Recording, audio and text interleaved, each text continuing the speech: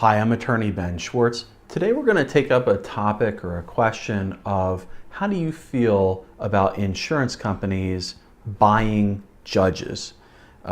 This is a topic that is near and dear to my heart, and I'm going to try and explain something that happened. I'm going to try and explain a case that was recently in the news, and we'll see how well I do in giving you the quick summary in an accurate manner. So State Farm Insurance Company was involved in a case back in the late 1990s in the state of Illinois. And the case was a class action lawsuit. Essentially, there were a lot of people who were insured by State Farm, got in car accidents, had their cars repaired. Under their insurance policies, they were supposed to get OEM parts, but State Farm didn't provide them with OEM parts. State Farm said, fix the car, but use used parts instead. And so the people didn't get what they paid for when they bought their insurance and they paid their premium. There was a lawsuit that got filed. The state court in Illinois gave it class action status. The case went to trial, and essentially it resulted in a whopper of a verdict against State Farm. It was $1 billion.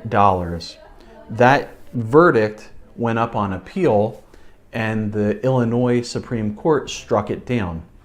It turns out that one of the justices that voted to strike down that appeal was a justice who had received campaign contributions from State Farm funneled through to him through his campaign by State Farm.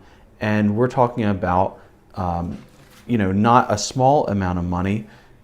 In legal pleadings and in news reports, it's been reported that the amount that State Farm spent on that Supreme Court justice's campaign was about $3.5 million.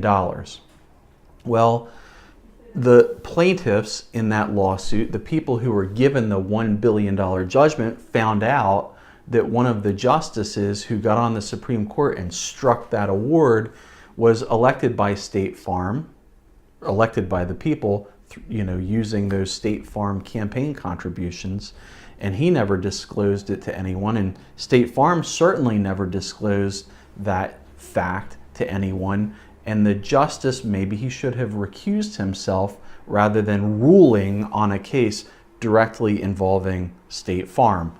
And so a new lawsuit was filed. A new lawsuit was filed against State Farm by those same people who had been ripped off, by those same people who had received that $1 billion verdict.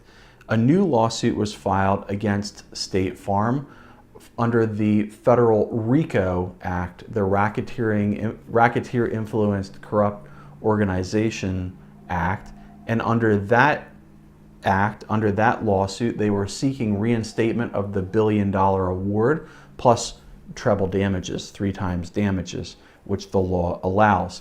And the case was coming up for trial, and State Farm settled it by paying $250 million, or agreeing to pay $250 million.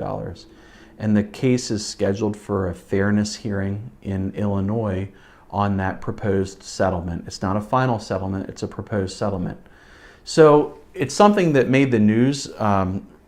As I'm sitting here today, I have an article from Insurance Journal in front of me. The article's title is State Farm Agrees to Pay $250 Million, Avoids Racketeering Trial.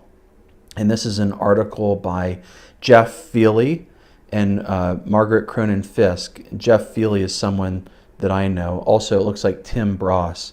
These are excellent reporters. Jeff Feely is a very experienced reporter who specializes in reporting on lawsuit cases and legal matters. And if you want to read a really excellent story on this case, this is the story to read in the Insurance Journal. Something you can Google, or we can link to it in the show notes. But I guess my question is, how do you feel about this? This is a case where State Farm has given millions of dollars to get a Supreme Court justice, a state Supreme Court justice elected, then that Supreme Court justice doesn't tell anyone, hey, I got $3.5 million from State Farm, and now he's rendering decisions to benefit State Farm. So it looks like he's been bought and paid for. I want to know, what do you think about that? Is that just par for the course? Is that what we should just accept in that state where this happened? Supreme Court justices are elected, which, someone created that system. The people that created that system of finding and getting Supreme Court justices must have known that litigants are going to be paying for justices to get elected. And so maybe that's part of the mix. Maybe that's part of the deal. I practice law primarily in Delaware, where we do not get any elected judges. Our judges are appointed, sort of like they are in the federal system.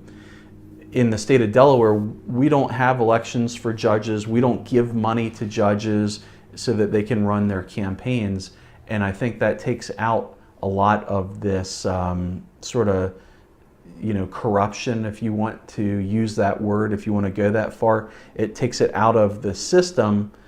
But I've also had this discussion with other people about this case, and they've said to me, well, yeah, State Farm gave a huge amount of money to get this judge elected, but how is that really any different than giving a huge amount of money to a politician to get elected, to a lawmaker to get elected, who's then going to go to the legislature and try and get laws passed to protect State Farm from having to pay out legitimate money on legitimate claims? And that happens all the time in my world.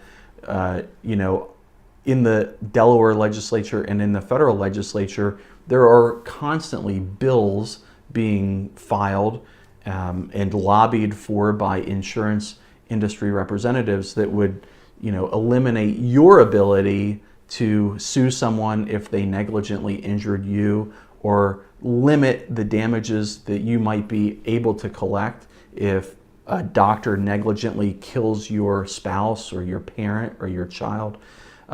This goes on all the time, paying politicians to try and pass laws that limit people's rights in our society. Happens all the time.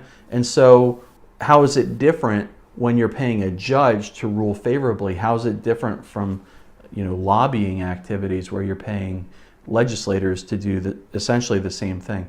I'm interested to know what you think. Should judges get money? Should judges get millions of dollars from the companies that are going to appear before them with cases?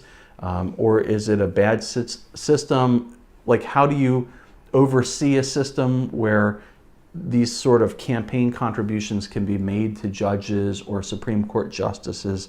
I'm interested to know what you think, if you've had experience with this type of thing, if you've been through this type of thing, if you're a judge or a former judge and you have had experience in a state where maybe judges are elected and you've had to get campaign contributions. And then I guess my question would be, if you're in that situation, how do you avoid the impropriety of ruling favorably on someone's case if they've given you a campaign contribution? What do you do in that type of situation? What kind of safeguards do you have in place?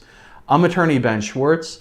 I appreciate you watching. If you have any questions for me, or if you'd like to make comments, you certainly can leave a comment to this video, or you can send me an email. My email address is mail, M-A-I-L, @benschwartz.com. This has been another episode of 10 with Ben. Thanks for watching.